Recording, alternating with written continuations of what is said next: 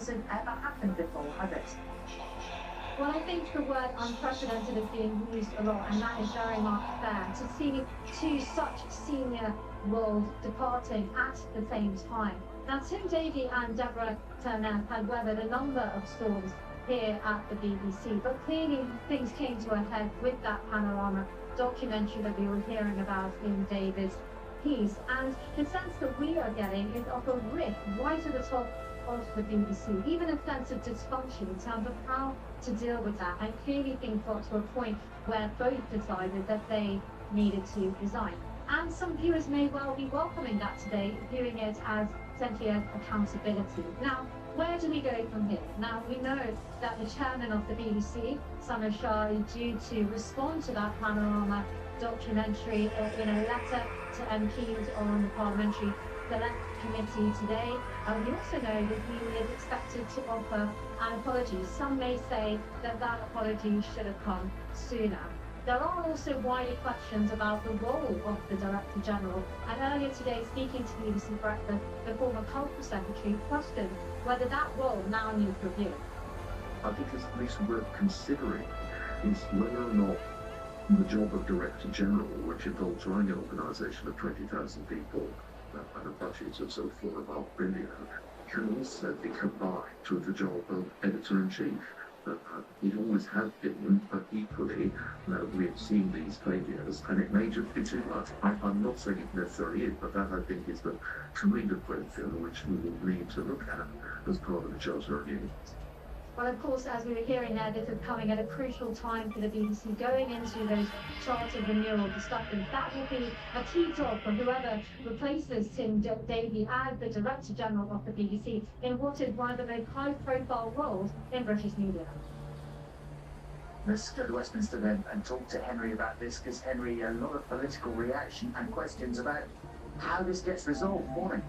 Morning, Dom. Yes, absolutely. A lot of political reaction, as you'd expect, given the way the BBC is funded. He's a Cultural Secretary, who had previously been very critical of Tim Davie, but she wasn't particularly over this. After his resignation was announced yesterday, she said he wanted to thank him, and they had led the BBC through a period of significant change, helped the organisation to grit the challenges it has faced in recent years.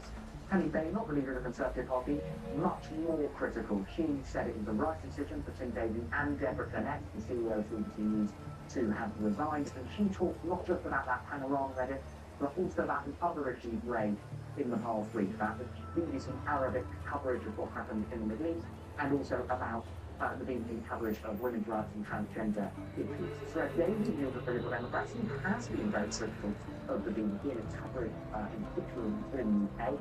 He said the BBC isn't perfect, but it remains one of the few institutions standing between our British values and a populist Trump-style takeover of our politics.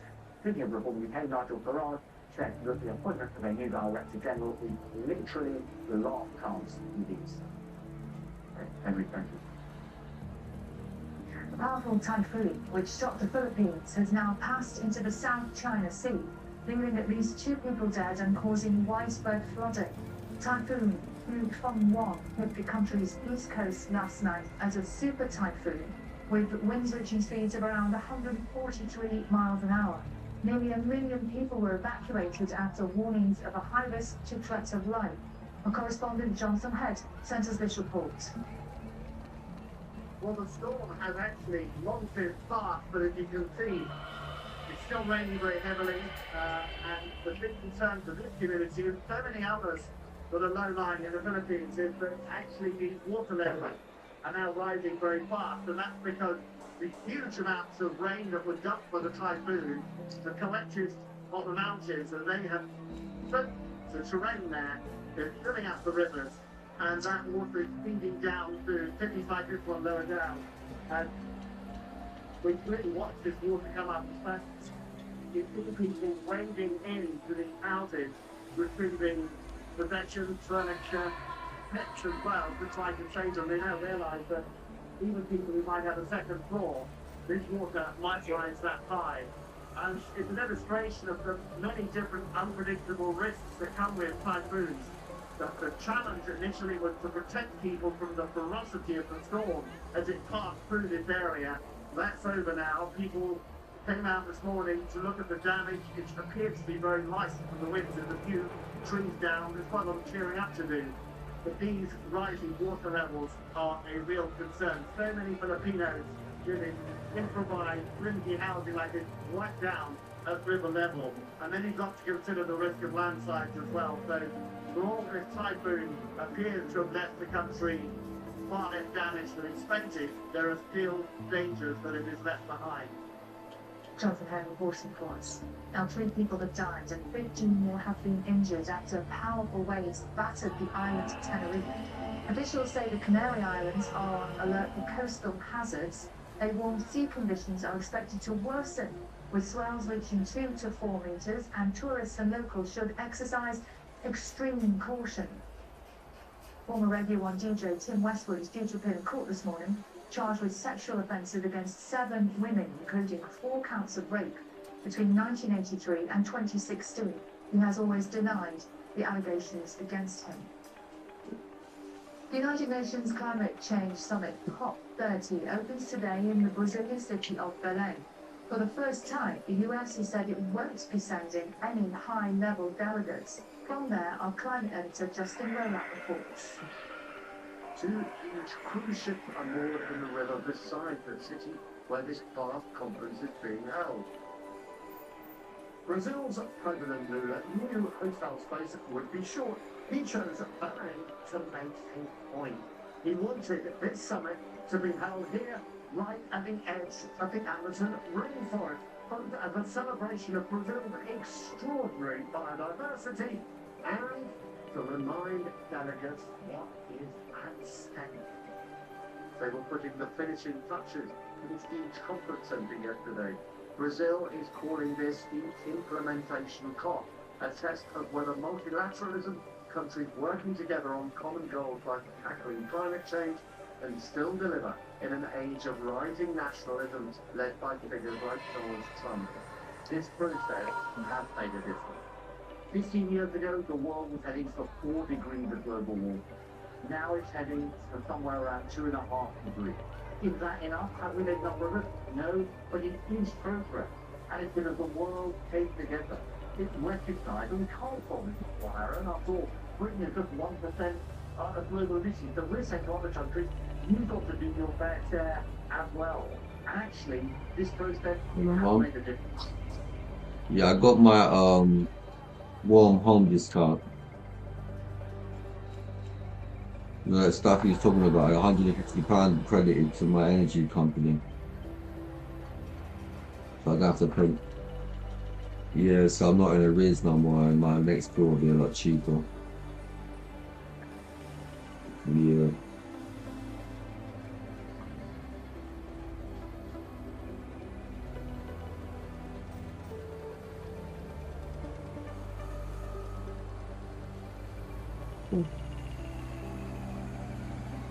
What?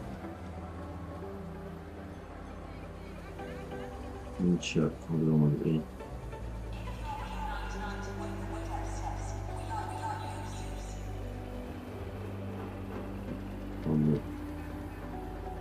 Oh, look, what's it look like?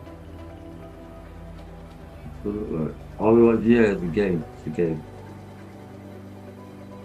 The building, I built it.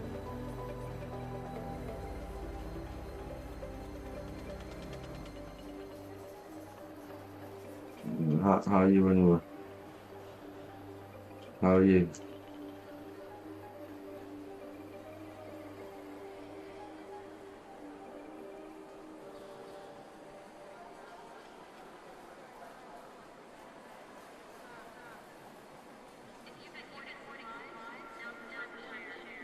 Yeah, I just came.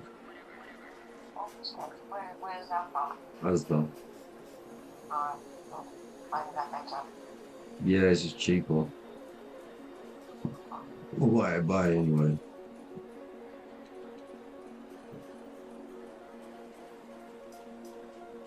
Yeah. Oh.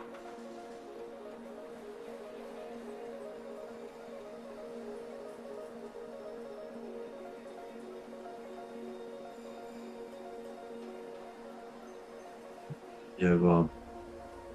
Well, what do you want?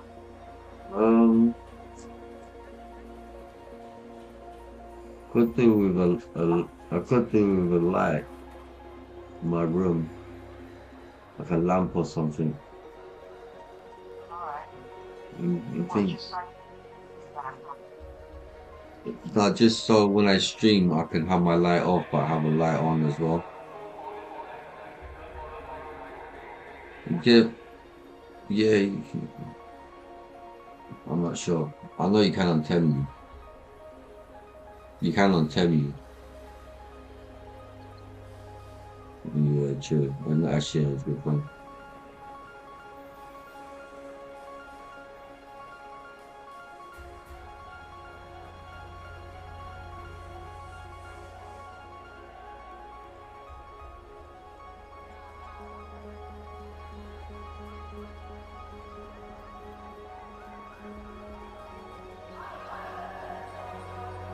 Yeah. Um, you know, just add it to my Christmas money.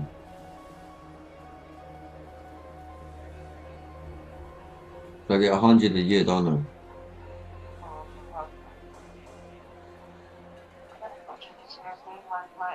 My nephew, he dentist, so you're gonna find once, you know, I'm 51 up now.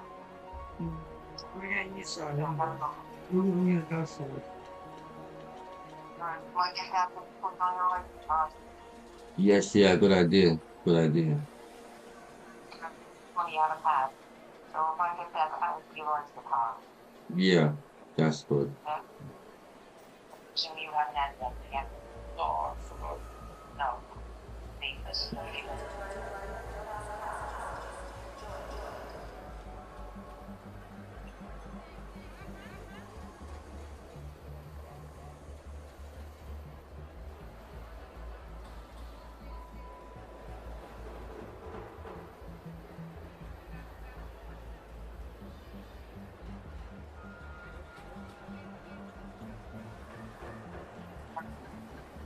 it's all pretty comfortable. Yeah. Really can't. My back's really good. That's good then. It was the mattress had this no support. Where's Rico's feet? And you can going on the bed? He sleeps. It's always random. He doesn't always sleep. Sometimes I wake up and he's next to me. Sometimes he's under the bed. Sometimes in his cat shoe. Sometimes he's in the other room. Sleeps there wherever, man. Oh, okay. You ready to cancel to get rid of the bed? No, I'm gonna do it this week. And get rid of the stuff in the garden too. I'm gonna do it all at once. Just the old studio desk. Please. Do that one? No, I can get my name to help me, but I can bring it around. For that heavy. It's not heavy. Oh, okay. You ready to just you they can get a break here, right? Yeah. You just leave it by the bins. You can't flag it there, so I have to in the plastic. No, inside 6 inch, it'll be fine. Sign is there saying not to flag it when you get fire trucks or parking or something. Right, so you want to put stuff like you have to need to be able to show you've got proof that cars are coming through there, you know what I mean? I'll just put it out there, see if you get it, they'll find you. Oh yeah, by the way, DWP sending me a letter in the next 2 weeks. Say it again? DWP sending me a letter, the reply letter in the next 2 weeks. It'll be here in the next 2 weeks. For the letter that I sent off. Remember you was asking me when the DWP gonna get back to you? When they're getting back to me in the next 2 weeks. About whether I'm entitled to more or not. DWP. Department for Work and Pensions.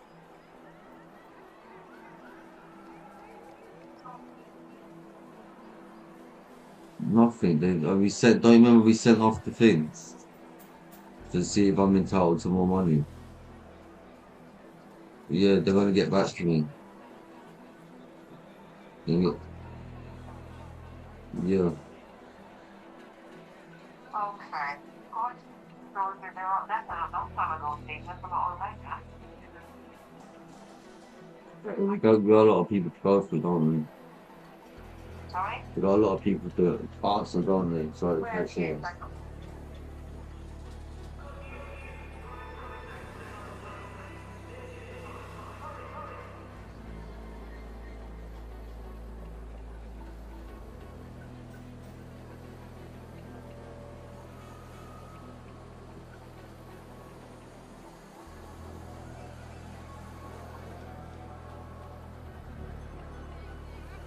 you know, I don't know, he's happy because he's shopping coming, he's got all his treats. He got 160 pouches of wet food. He got 12 packets.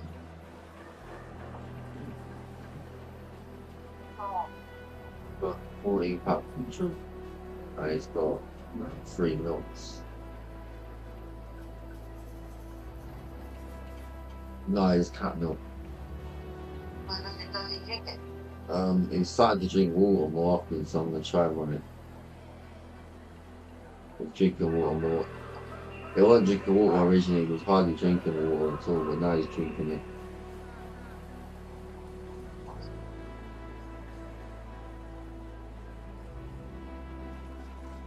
That's already too cool, Steve.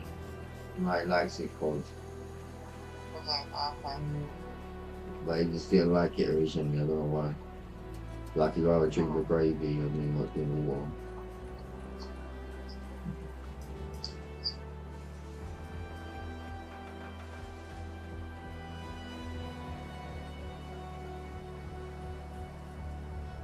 And he's got back this evening. Sorry? Got back that I think that just say he might stop up at a hotel on the way or something on the way back. So that I said Dad's back this evening, isn't he? But he,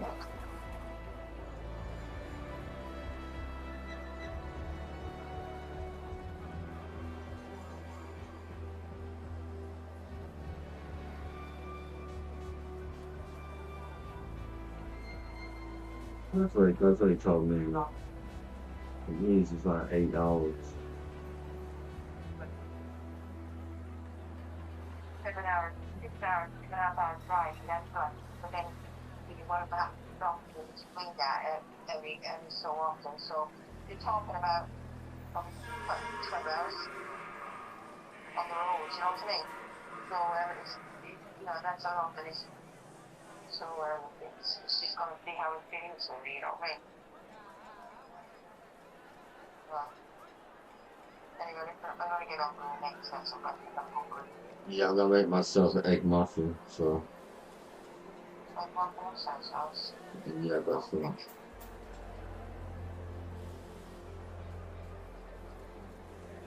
like glad or something. Black, I like weed.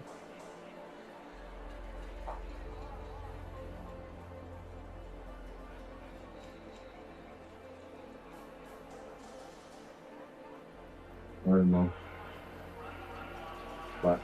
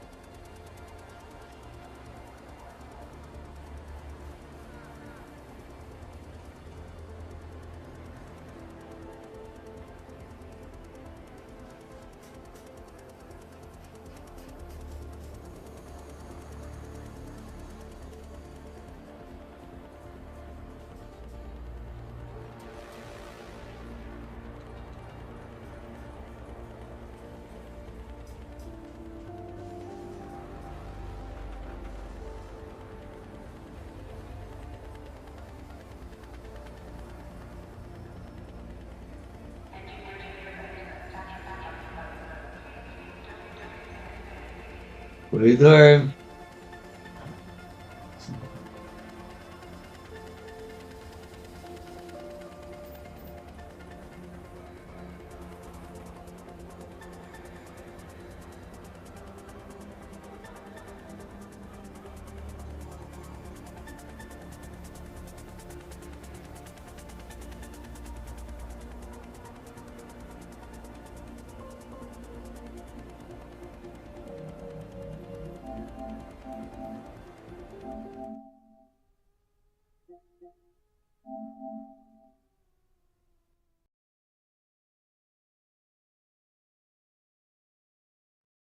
Meow. Oh.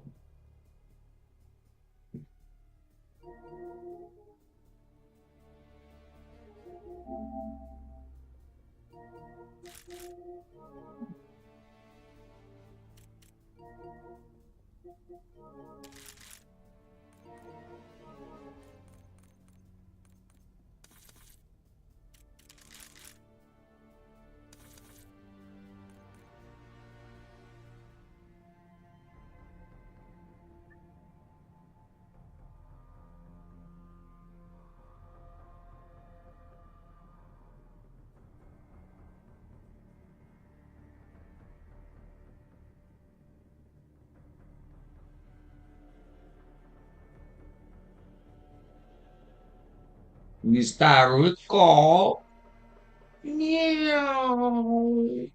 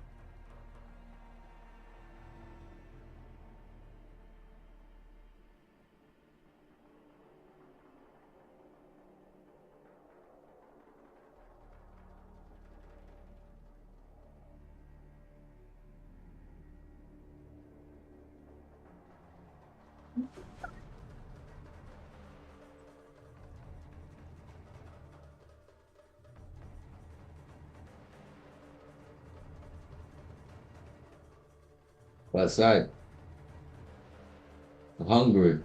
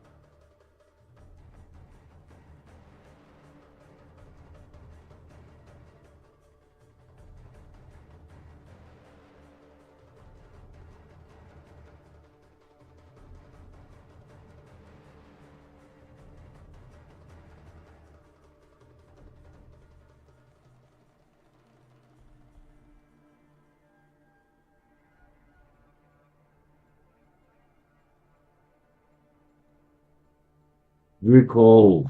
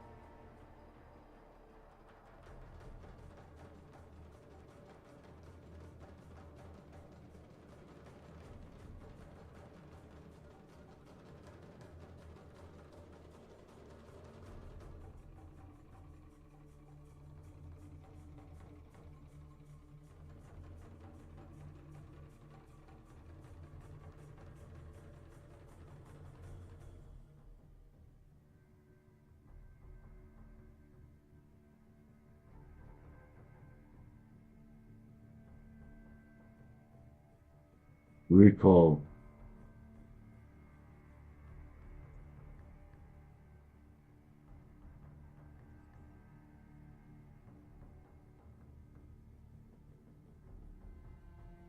Give me your own computer.